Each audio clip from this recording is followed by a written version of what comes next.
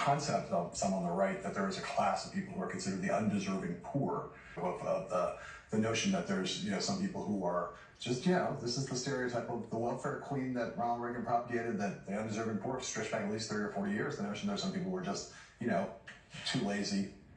It's their own fault. If they just pulled themselves up their bootstraps, they'd be fine. And I don't know that Trump even has a concept of that kind. But it's not. This is one of those old ideas on parts of the right that has kind of made its way back up.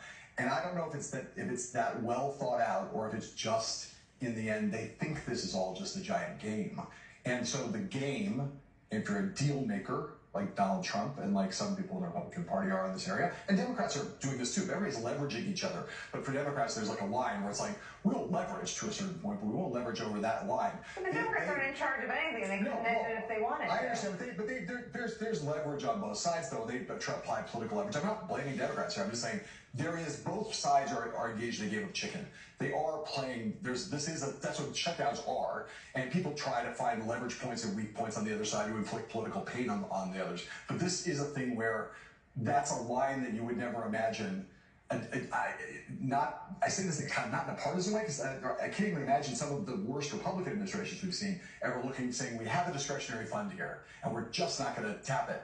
Like, what else is it there for? Yeah. But I think that and I certainly agree that there's been all the way back to Reagan and the welfare queen. But 42 million welfare queens, I mean, you can't even believe. And let's just call it is a racist smear against the kind of people that they think receive food stamps. But when they look at the fact that a lot of their own voters, their supporters are getting snapped. A lot of businesses, Walmart uses people that use SNAP to come in. They're hurting their own people. So where I agree that this is a leverage game, I'm stronger than you, I think that they are being blind to the fact that they're talking to their own base. It's like they did with the soybeans in China situation. And their own base would rise up, particularly when they know, you mean you had the discretionary money and put me through this?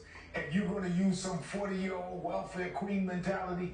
It doesn't work here. Well, it's the same thing with the Medicaid cuts, though. It's another area where, we ran those, everybody put those charts up and said, here's what the distribution of Medicaid cuts are. Medicaid cuts are going to fall disproportionately on rural Americans, many of whom are Trump voters. So Hawley voted for the Medicaid cuts and then came out and said he's going to undo it. I want to put some of that up because you're right. They do fall disproportionately on red states. We have to sneak in a quick break. We'll all be right back on the other side.